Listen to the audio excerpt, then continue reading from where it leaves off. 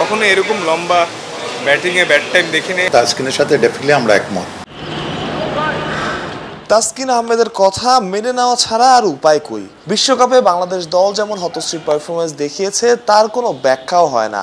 লিটন, সৌম্য, শান্ত, সাকিব কিংবা মাহমুদুল্লাহ একের পর এক ব্যর্থতা। টপ অর্ডার থেকে মিডল অর্ডার, ধারাবাহিক রান ছিল না কারো ব্যাটেই। খুব স্বাভাবিকভাবেই হতাশ ক্রিকেট বোর্ড, যেমন হতাশ ছিলেন তাসকিন। কনসিস্টেন্টলি আমরা ব্যাটিং ফেল করছি এরকম দেখা যায়নি। হয়তো দেখা গেছে যে এটা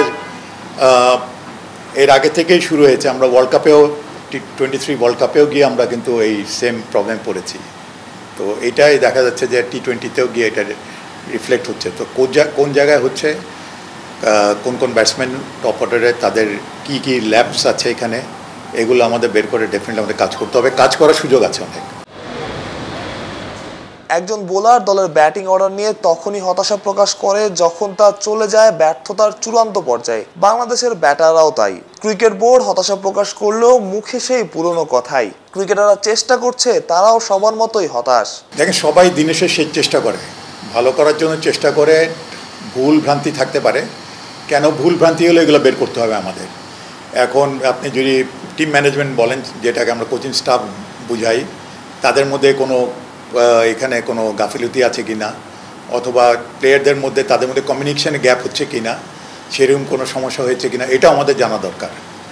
এটা আমাদের জানতে হবে যে এখানে তাদের মধ্যে এরকম কোনো গ্যাপ ছিল কি না।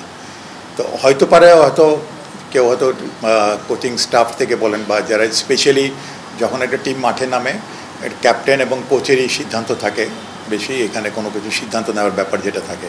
তা ক্যাপ্টেন আর কোচের মধ্যে তাদের কী কোনো রকম সমস্যা ছিল কি না, কোনো সিদ্ধান্ত দেখেন একটা নিতেই হয়। নিলে হয়তো আর ভুল হতে পারে, আবার ঠিকও হতে পারে। এইটুকু রিস্ক তো সবাইকে নিতে হবে। তো এমন কোনো একটা কোনো একটা মিস্টেক ছিল কি না, এটা আমাদের দেখা দরকার। বা কারো উক্তিতে কোনো সমস্যা হয়েছে কি না, এটাও দেখা দরকার আছে।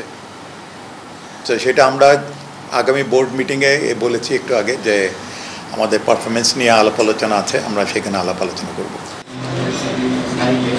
ইচ্ছে করে কেউ খারাপ খেলতে চায় না, কিন্তু মাঠে পারফরমেন্স ভালো না হলে ইচ্ছেরও খুব বেশি মূল্য থাকে না। ক্রিকেটাররা চান ভালো করতে, কিন্তু শুধু চাইলেই হয় না।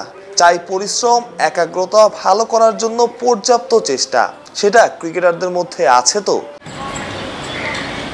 তাদের এই পারা না পারার কারণ খোঁজা হবে আগামী বোর্ড মিটিংয়ে, জুলাইয়ের 2 তারিখে।